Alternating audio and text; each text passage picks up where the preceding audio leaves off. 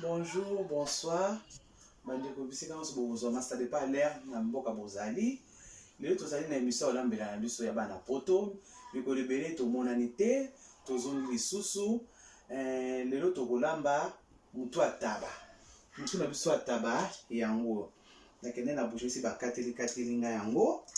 Yango yo to changer lelo méthode to tiango ngai. Toza na ngai na biso yango yo. Toza na céleri, toza na aubergine, ndembi, na tungulu, na pipi na biso ya mbesu, tosukola na mwa citron mpona zei. On matie citron pembeni, toza tolionga na makemba. Na makemba bena kwanga na fufu. Ça dépend mutu ndenge ndenge alela yango. Yango na kuli na biso tsa ulika moke. Ndio na biso tolamba lelo yango. Mama milaksa sosko ndeni yoko sokola tabana yo parce que tabeza mutu atabezaka de azei ne na omona minu wana lakisa biso nanu ndako sokola ngo parce que obeza lambela bana poto donc oyo lakisa bana ndesi ngana na lambala ngango te na yeko yekola donc na olingana mona pende bandeli ti suka ko lakisa biso ni na sokola ngo parce que muso yeba to sokola ka likolo en tout cas to sokola ngo on a mai moko nozo mai na ngai na chauffaki mai na kettle. Yes. To sokola na mai moto. Na sopila mai moto. Na mona présenter ki citron ça na tennis. Citron na ochape pona sokola na ngo. Kati citron na fini. So pena citron a jus ou wana pesa ça va. Okocha. Bo sokola na mo pe vinaigre mais sokola na citron pe longola zei wana.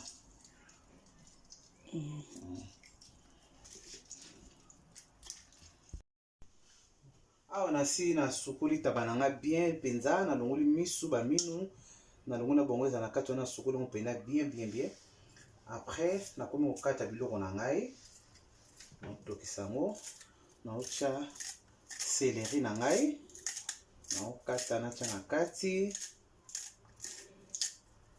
pesa pe na biloko nazo kata céleri to megara rolambe lambela bana poto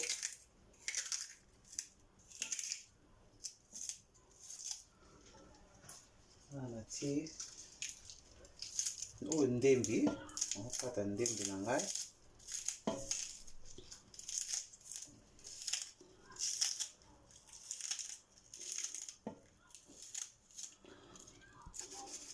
on acha litungulu na ngai na okata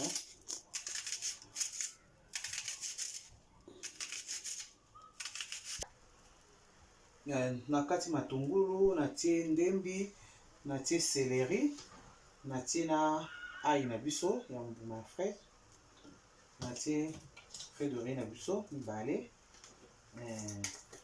na tie muscade muscade ndakiza muso ya bikombo ma yebite sezani okay muscade après na yo chani na biso garlic na biso eza na ginger tangausi eza na tangausi eza na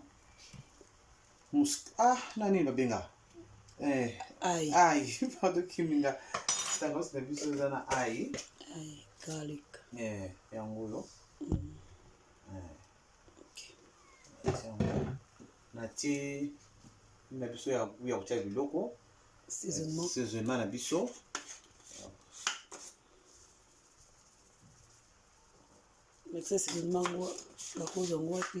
na shop ba India ba oteka na bango yango okay bakolo mena biloko nyonso tu ya biloko nyonso tu kosalela yango chicken fish burger na meat na crevette ya vraiment peut très bien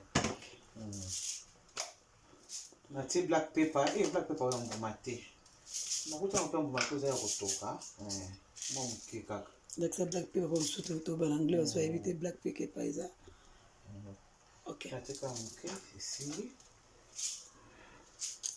sikoyo tokangi mofinuku totika ngo pe te bela après tozonga nsima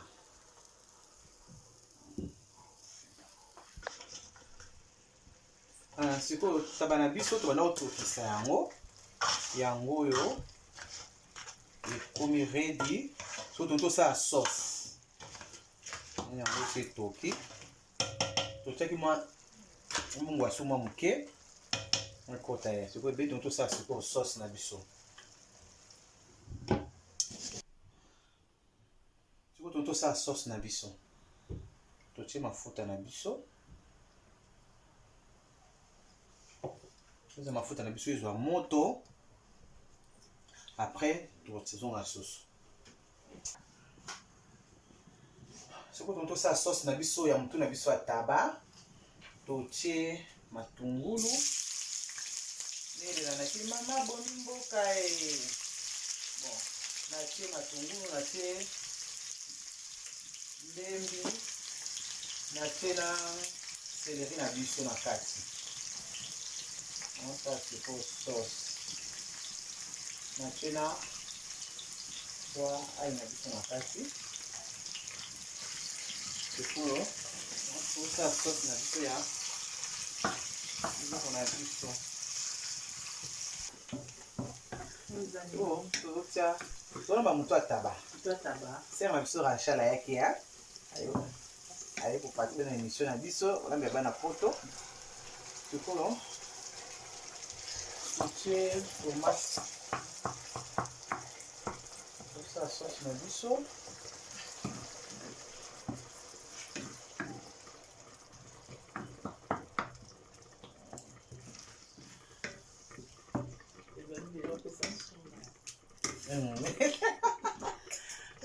totie tomate na biso na malutu tomate purée na biso totie après na olambela bulu mama biso alamba kala azalaki mwana moke mama nata malamba ngo ezalaka gu moko boye tikala nga lelo ntina motu naolingi ebima bongo tope ebima bongo nayebi te mais naolingi ebima bongo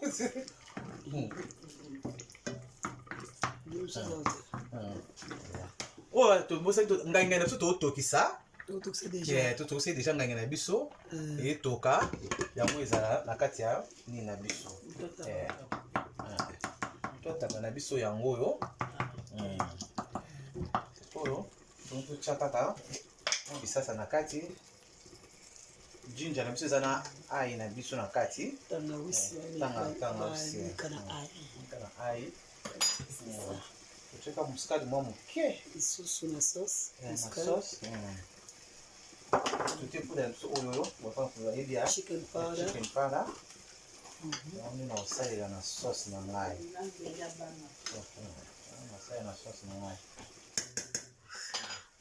nayokaki olobaki mpona mungwa na biso totiaka mungwa moke mungwa na biso yango eya vraiment bien mungu mpona santé mpona bato oyo bakisaka mungwa pink ya rose en tout cas soki na binem omona yango eza nango kaka 1.50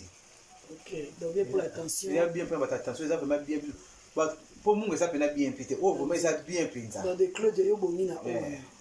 ye mpena bongi na oyo mungwa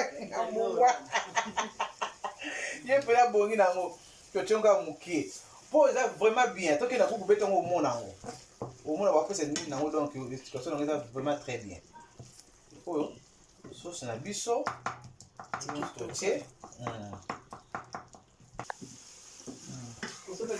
sikoyo sauce na biso ebeli vraiment osola ngai elongwa yango oyo ebeli vraiment sola ngai nyonso to ebimi totiango na taba na biso na moto ataba na biso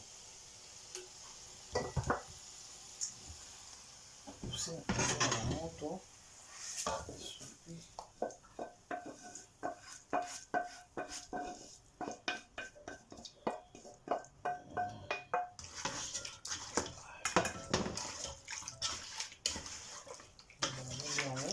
naofina ai natiaki ofina na moke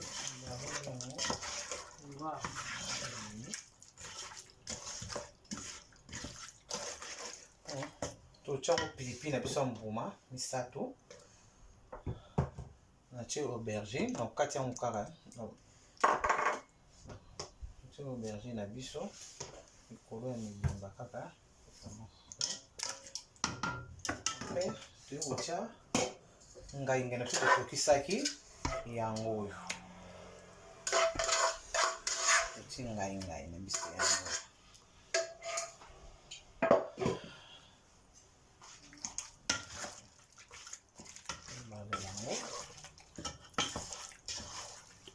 Chamai,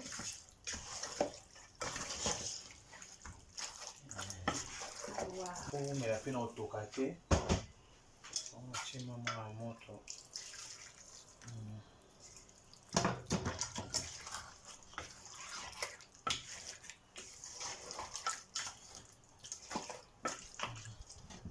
Sikoyo, esti nango. Tozo ngaso na 10 minutes, 10 minutes. Pour biso ebela. Après 10 minutes. On a besoin pour ça c'est besoin de former makasi. So nyo sanga ilongo etabana biso pe muto atabelemba ki bien. Ya on bilo ça en 10 minutes kaka 15 minutes ebeli.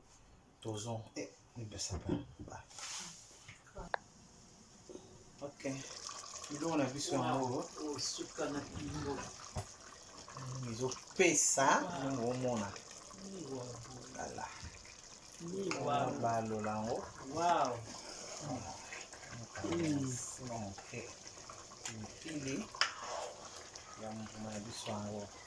Bon, ben, je ne sais pas si on a bimba bon.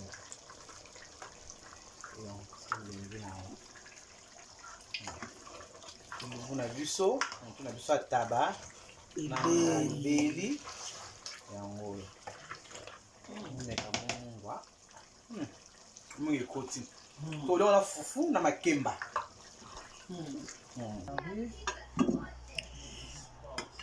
Derrière caméra sans Marie-Grâce. Il on a vu ce bélo moni. On tout ya tabac. Yango ba mama zo servir ya bol yango na fufu. C'est mola. Makemba safu pembeni. Emela na mana koka.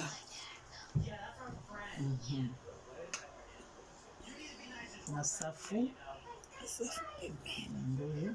Bon appétit. Donc ce qu'on l'indique vidéo ndenge lambami omona ola ebimaka ntenge moko.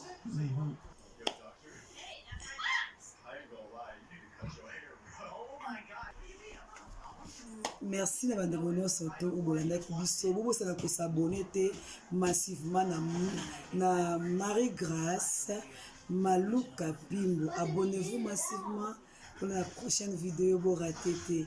Zamba pambola biso to kutani mbala sima. Bye bye.